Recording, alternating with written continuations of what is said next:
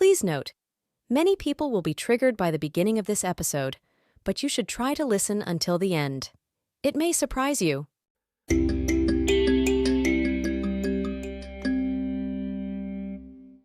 Last week's U.S. presidential debate between the incumbent Joe Biden and his predecessor Donald Trump should not have surprised anyone. Trump hyperbolically lied his way through the evening, and Biden lived up to what he actually is, an 81-year-old man whose cognition has been, justifiably, worn down by working one of the world's most important jobs since 2021. I kept telling people that Biden's quite noticeable cognitive decline was going to be exposed in this debate, yet somehow the Democrats decided to walk him out as if we did not already know that he is far past his prime. As one commentator unsarcastically put it, this was a form of elderly abuse.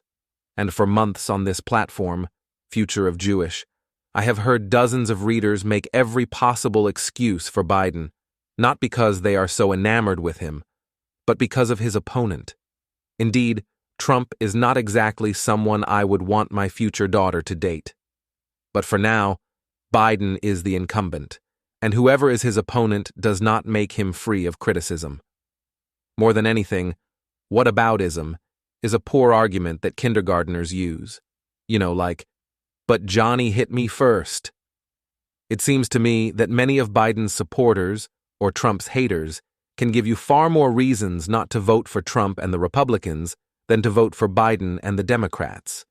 If the vast majority of your campaign is, "We are not Trump," this effectively means that Biden is an inadequate candidate, and this inadequacy will drive people away from him and the Democrats, either as a no vote, a write-in vote, or a Republican vote. One of the major criticisms of Trump is the January 6th insurrection that he inspired, some say encouraged and even orchestrated, in Washington, D.C. in 2021, along with a handful of sound bites of him hinting about becoming an American dictator, some of which the Democrats have taken out of context to embolden their "We Are Not Trump" campaign. I can understand why some Americans are frightened by these overtures from Trump. January 6th was unquestionably a black spot in American history, and Trump's character is certainly questionable.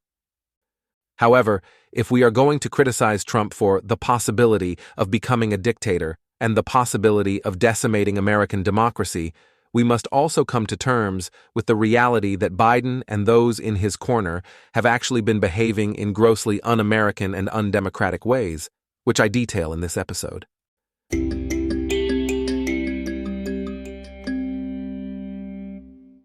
Everyone knows that Biden is in his early 80s, and for months we have been seeing and hearing about his highly recognizable cognitive decline. This is not an ageist thing to say, or a quote-unquote Republican spin. It is a fact of life. The vast majority of those who grow old experience exponential cognitive decline. The reality is that when you are in your 80s and older, there is a high level of transparency required to perform vital jobs, and the Democratic leadership and their media cronies have been displaying the opposite of that. Take Warren Buffett, for example. He is in his early 90s while still running the conglomerate Berkshire Hathaway. But what does he do every year?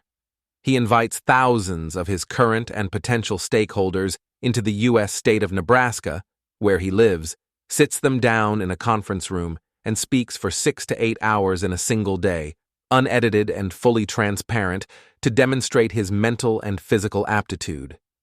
The Democrats? Nope. They have been disseminating highly edited interviews of Biden and engaging in other types of dubious behaviors to hide Biden's age-related ineptitudes. This is both un-American and undemocratic, and many of us see why. These Democrats are not just anti-Trump, they are pro-power. The thing they care more about than their hatred of Donald Trump and the Republicans is their desperate desire to remain in control of the federal government.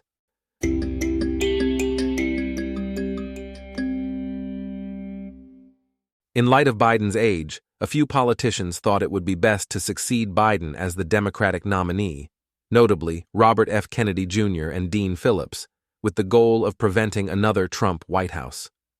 Because, as the Democrats have been wailing and screaming about for years now, Trump will ruin America as we know and love it, so fielding a more viable candidate makes perfect sense, right? Well, according to Biden's camp, not exactly. The Bidenites have systematically prevented other people from challenging him in the Democratic primaries and applied political pressure on his Democratic opponents in order to retain control and power. Who makes up the Bidenites is not entirely clear. Some contend it is Biden and his family, while others posit that it is the political appointees who work for him and do not want to lose their jobs, which many of them would if Biden was replaced by another Democratic presidential nominee. Either way, Biden's camp has been insisting for months that he is perfectly capable of being president for another 4 years, and Democratic media puppets like leftist MSNBC's Joe Scarborough, as recently as the last couple of weeks, have been trying to convince Americans that not only is Biden cognitively fine, in fact, he is the best Joe Biden that Scarborough has ever seen.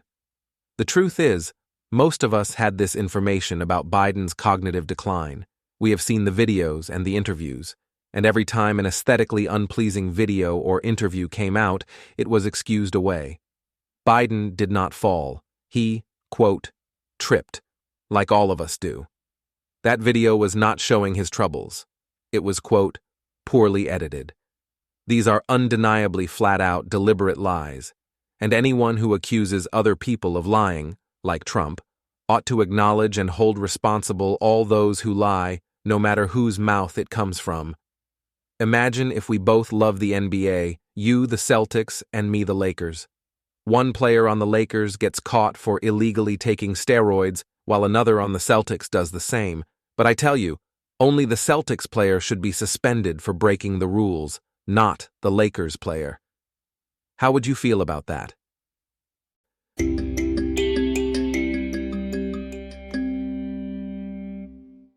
For years, we have been hearing from Democratic mouthpieces and their apologists that Trump is a massive threat to American democracy, and that a vote for Biden's Democrats is a vote for keeping America's democratic integrity intact. Turns out, Biden's Democrats have been engaging in undemocratic behaviors for months, if not years. And this is not some pro-Trump, ultra-right-wing Fox News conspiracy theory. Let me be more specific. Biden's Democrats have been trying to construct a perfectly capable of being president for another 4 years narrative that was so obviously revealed to be untrue during last week's debate and was utterly apparent to many of us way before then, so that a few people in charge get to decide who gets to be the Democratic candidate, and those few people are keeping democracy from working effectively. The Democratic thing to do would have been to hold primaries for the Democratic presidential nominee, allowing Democratic voters to decide if they want Biden to run for a second term or another politician to take his place. Yet Biden's camp made sure that no other possible nominee would ever have the chance of replacing him on the ballot. At the end of 2023, U.S. Congressman Dean Phillips, a Democrat, decided to try to run for U.S. president to challenge Biden. In a very respectful and compassionate way, he kept telling us the truth about Biden's worrisome cognitive decline, meaning that Biden was not fit to serve again, and Phillips was practically censored by the Democrats. Not only is this undemocratic, it is ironic because the Democrats have been touting themselves as the only real Democratic Party in America. I get it, though. Most incumbent presidents do not want to give up their seat if they don't have to, but we are not talking about most incumbent presidents. We are talking about the oldest president in U.S. history, who, oh, by the way, can barely finish some of his sentences. So, business as usual is not so relevant here. If we want to talk about upholding democracy, which I am all for, of course, the Democratic way to deal with potentially re-electing the oldest president in U.S. history that just showed the entire world how bad he has cognitively declined is to put up the Democratic presidential nominee for a vote, not to impose it on voters, because that is dictatorial, and that is exactly what Biden's camp has done. I think most of us would agree that if an 81-year-old Biden had to compete in the Democratic primaries against other candidates, there is a good chance that he would lose. And Biden's team is not stupid. They know this as well as anyone, hence why they refuse to allow Democratic voters to make this decision via the ultimate vehicle of democracy, a vote. To add insult to injury, much of the U.S. mainstream media and Democratic leadership deny this subversion of democracy, while profusely blaming the Republicans for it. The result has been a Democratic shadow cabinet of handlers running America and dealing with issues abroad like the Israel-Hamas-Hezbollah war, which is not what any of us Americans signed up for, no less the impact that 4 more years of this would have on the country. All this while many Democrats preach ad nauseum about the possibility of Trump being an existential threat to America, no less all the Democrats who oppose Israel because they consider Israeli Prime Minister Benjamin Netanyahu to be an autocrat. Trump may very well try to trample American democracy, and Netanyahu is not exactly my favorite politician, but Biden's camp is basically cut from the same cloth. And anyone who tells you otherwise is either clueless, ignorant, heavily biased, or just a hypocrite.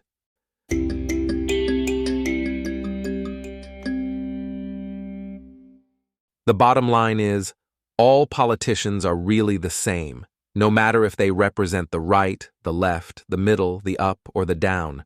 Virtually all of them are corrupted liars who try to maximize their powers.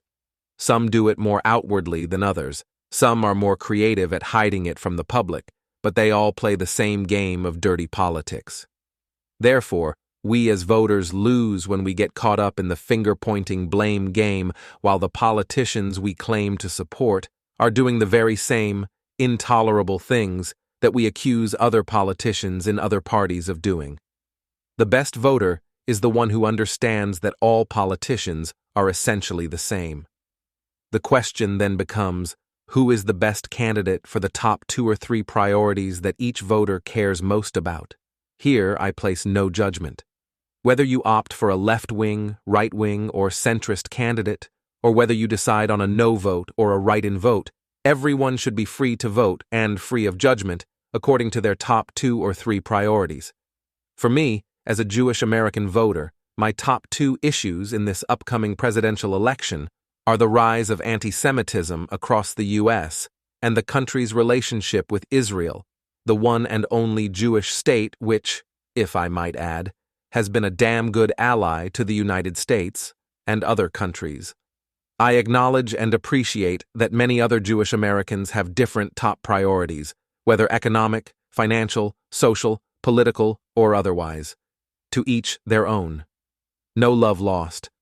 But if you, like me, are extraordinarily concerned about the rise of anti-Semitism in the U.S., particularly and predominantly on the left, and about much of the American left's disturbing treatment of Israel since October 7th, the Republicans by and large seem to be more in lockstep with addressing these issues.